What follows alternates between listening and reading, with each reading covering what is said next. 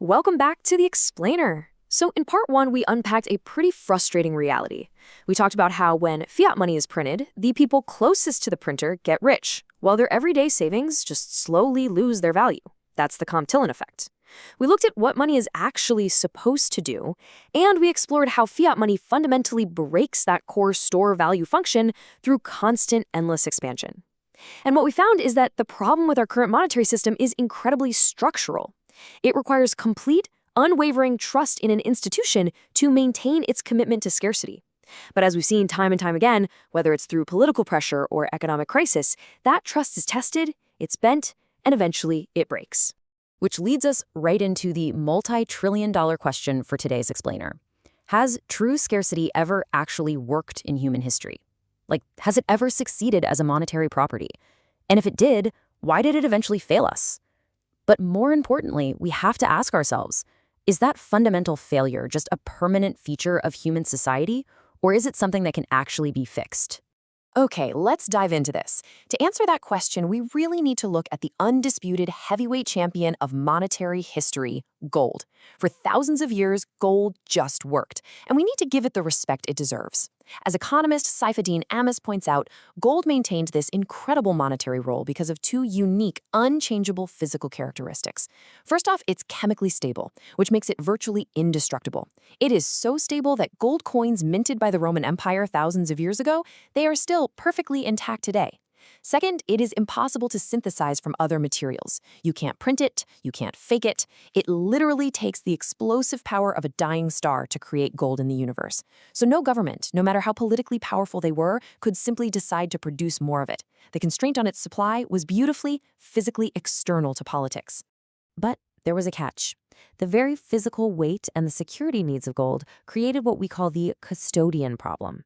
As human economies scaled up and went global, the physical reality of gold became a massive bottleneck. I mean, you can't easily chop a gold bar into tiny pieces to buy a cup of coffee, right? And shipping heavy crates of metal across oceans to settle international trades is just an absolute logistical nightmare. So society was forced into a practical compromise. To get speed and efficiency, we stopped holding physical gold in our pockets and started holding paper certificates. We took the actual physical metal and locked it away in massive centralized banks and government vaults. We essentially took a human institutional reality and layered it right on top of gold's physical properties. And that institutional layer? That became the system's fatal vulnerability. Let's walk through two very specific historical anchors to see exactly how this played out. Imagine waking up one morning and finding out your life savings are illegal. Well, in 1933, under immense economic pressure from the Great Depression, U.S. President Franklin D. Roosevelt signed Executive Order 6102. Suddenly, private gold ownership became a federal crime. Citizens were forced, under threat of massive fines or even prison time, to surrender their gold for paper dollars. Fast forward a few decades to 1971. The U.S. had been printing way more paper dollars than it actually had gold in the vaults to back them up. Facing a run on those vaults, President Richard Nixon went on national television and announced a quote-unquote temporary suspension of the dollar's convertibility into gold. Well, that temporary suspension lasted forever. So, here is the absolutely crucial takeaway. Gold itself did not fail. Gold is not the bad guy here. Its physical scarcity was incredibly real back then, and it remains real today. It still takes immense labor to dig it out of the ground. What failed was the human institutional layer we needed to make gold work at a global, fast-paced scale. History proves, literally without exception, that any monetary system requiring human custodians to maintain scarcity will ultimately fail that commitment when the political and economic pressure gets high enough. That stark historical reality brings us to this specific, very famous number in the digital age. 21 million. This is the absolute maximum supply of Bitcoin that will ever exist. Now, it's important to understand that this number is not a marketing feature. It's not a suggestion thrown out by a CEO, and it's not a promise made by a board of directors that can just be broken at the next shareholder meeting. It is a fundamental, hard-coded, mathematical rule of the protocol. It operates as a monetary system completely devoid of a central institution. Now, what's really interesting is seeing how that math actually plays out over time to enforce the 21 million cap. New Bitcoin is issued to network participants, they're called miners, on a publicly known, totally transparent schedule.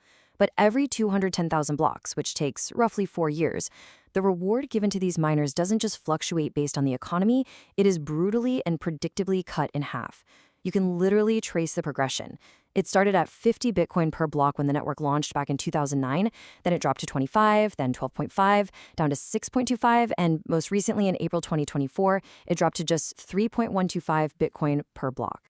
And this illustrates exactly what the long-term result of that halving schedule looks like. The supply curve shoots up really fast early on because the block rewards were so massive, but then it dramatically flattens out, forcing what we call an asymptotic curve. That's just a fancy way of saying the total supply gets infinitely closer to 21 million over time, but the issuance slows down to an absolute crawl. What it really means is that the vast majority of all Bitcoin that will ever exist, over 19.7 million of them, have already been mined. They're already out in the world. The very last tiny fraction of a coin won't be issued until somewhere around the year 2140. So you might be wondering, well, why can't a politician or a central bank just step in and change that math? If they could change the rules for gold, why not this? The answer is purely structural. There is no Federal Reserve of Bitcoin. There's no central server sitting in a data center somewhere that a government can just unplug or seize or subpoena. The network lives simultaneously on tens of thousands of independent computers called nodes, spread all across the globe in people's living rooms and offices. Every single node independently verifies every transaction against the exact same set of rules. The economic incentives of every participant are heavily aligned to protect the scarcity of their own holdings. That makes it practically impossible for anyone to force a change to the supply cap. Now, if you're going to maintain a system with absolutely zero central authority acting as a referee, you need a flawless way for all these decentralized nodes to agree on the truth. And this brings us to the elephant in the room. To maintain this trustless system, Bitcoin uses a lot of electricity. Why? Is it just a massive waste of power? The answer lies in something called proof of work. This is a computationally intensive mechanism where computers literally compete to solve a complex mathematical puzzle. Whoever solves it first wins the right to add the next block of transactions to the ledger and claim the block reward. Let's break down why this matters, because the energy used here is absolutely not wasted. It is the exact, deliberate mechanism that converts physical, real-world power into digital settlement security. By requiring a massive expenditure of energy to find a valid block, the system makes the history of the ledger prohibitively expensive to ever rewrite. Think about it like this. The traditional banking system requires massive physical infrastructure to maintain security and trust, right? You've got fleets of armored trucks, thousands of illuminated skyscrapers, endless server farms running 24/7, and millions of human employees. Bitcoin essentially uses computational energy to achieve that exact same level of security, entirely without needing those physical institutions at all. And this builds into what is honestly an incredible self-defense mechanism. Think about gold again. If the price of gold skyrockets, a mining company would just buy more trucks and dig more gold out of the ground faster, flooding the market and increasing the supply. If the Bitcoin network were dumb, higher prices would mean more computers plugging in, finding blocks way too quickly, and completely ruining that 21 million schedule. But Bitcoin self-adjusts. Every 2 weeks, the network automatically looks at all the incoming computational power and shrinks the mathematical target number. Basically, it just makes the puzzle harder to solve. It automatically increases the cryptographic difficulty, ensuring that no matter how much energy is thrown at it, a new block is found only every 10 minutes. This supply schedule remains locked in stone. So, what we're witnessing here is an evolution: physical scarcity versus architectural scarcity. Gold has physical scarcity. It's a genuine constraint of nature. But as we learned, using it at a global scale requires trusting human custodians, and humans eventually break that trust. Bitcoin possesses architectural scarcity. The 21 million cap cannot be exceeded because the protocol enforces it mathematically. It operates entirely independently of any institutional commitment, political preference, or economic emergency. Which brings us right back to our historical anchor. Could a Nixon moment happen to Bitcoin? Could a group of powerful, well-connected people sit in a closed room and decide to just override the 21 million cap, the exact same way Nixon ended the gold standard?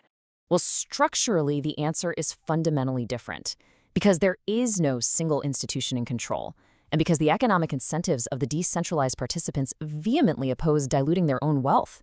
Those historical pressure points that broke gold simply don't exist in the same way here. The commitment to 21 million has held strong across 16 years of enormous global pressure, massive market crashes, and intense political scrutiny. Now, to be clear, that is evidence. It's not a guarantee of the future, but it proves we aren't just looking at a price ticker or some financial fad. Bitcoin is a profound story about monetary architecture and how we establish truth without trust. Whether this specific digital architecture succeeds over the long term, we don't know. But the structural problem it is trying to solve is absolutely undeniable. So I want to leave you with this final lingering thought from today's explainer. How do you create scarcity that cannot be overridden by the very institutions that benefit from overriding it? It's a question that had never been answered in the digital age, until perhaps now. Thanks for joining me, and keep questioning the architecture around you.